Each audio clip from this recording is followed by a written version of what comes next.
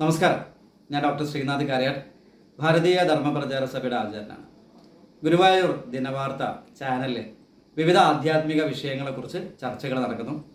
ഇന്ന് നമ്മൾ ചർച്ച ചെയ്യുന്നത് ശബരിമലയെക്കുറിച്ചാണ്. മണ്ഡലകാലാണ്, ഏറ്റവും കൂടുതൽ നമ്മളൊക്കെ ഒരു വികാരമാണ് സ്വാമി അയ്യപ്പൻ. എന്നാൽ ശബരിമല അയ്യപ്പനാണോ ശാസ്താവാണോ? ശബരിമല മുമ്പ് ശൗര്യമല എന്നാണ് അറിയപ്പെട്ടിരുന്നത്. ശൗര്യമല ധർമ്മശാസ്ത്ര ക്ഷേത്രമാണ് ഉണ്ടായിരുന്നത്. ക്ഷേത്രം പിന്നീടാണ് ആയത്.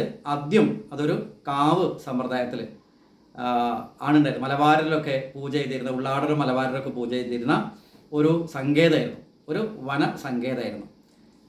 പിന്നീട് അത് അയ്യപ്പൻ തൻ്റെ ഉപാസനയിലൂടെ അയ്യപ്പന് വളരെ പഴക്കമില്ല. അയ്യപ്പൻ ഏതാണ്ട് ഒരു 100-200 വർഷത്തെ പഴക്കമേ ഉള്ളൂ. നമുക്കൊക്കെ തൊടാൻ പറ്റുന്ന കാലഘട്ടത്തിൽ ജീവിച്ച ഒരാളാണ്, വീരനായിരുന്നു അയ്യപ്പൻ.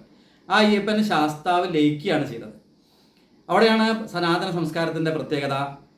ആ ഭക്തൻ ഈശ്വരനിൽ, ദേവനിൽ ലയിക്കുന്ന സമയത്ത് ആ ദേവൻ ഭക്തൻ്റെ രൂപത്തിൽ അവിടെ ഇരിക്കുന്നു എന്നുള്ളതാണ്.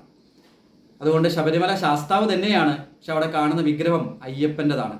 കാരണം ആ അയ്യപ്പൻ്റെ രൂപത്തിൽ ശാസ്താവ് അവിടെ നിൽക്കുന്നു എന്നുള്ളതാണ്. പൂജ അവിടെ ശാസ്താവനാണ്, അയ്യപ്പൻ അവിടെ സമാധിസ്ഥനാണ്. മണിമണ്ഡപത്തിൽ സമാധിസ്ഥനായിട്ടുള്ള അവസ്ഥയിലാണ് അയ്യപ്പനുള്ളത്. ഇന്ന് ഒരു പ്രധാനപ്പെട്ട ക്ഷേത്രങ്ങളൊക്കെ സമാധി സ്ഥലങ്ങളാണ്, മഹാത്മാക്കളുടെ സമാധി സ്ഥലങ്ങളാണ് എന്ന് നമുക്ക് മനസ്സിലാക്കാൻ സാധിക്കും. അയ്യപ്പനുമായി ബന്ധപ്പെട്ട് ധാരാളം രഹസ്യങ്ങൾ ഒളിച്ചിരിക്കുന്ന ഒരു സങ്കേതമാണ് ശബരിമല. വരുന്ന ദിവസങ്ങളിൽ നമുക്ക് അത്തരം കാര്യങ്ങളെക്കുറിച്ച് ചർച്ച ചെയ്യാം. നന്ദി, നമസ്കാരം.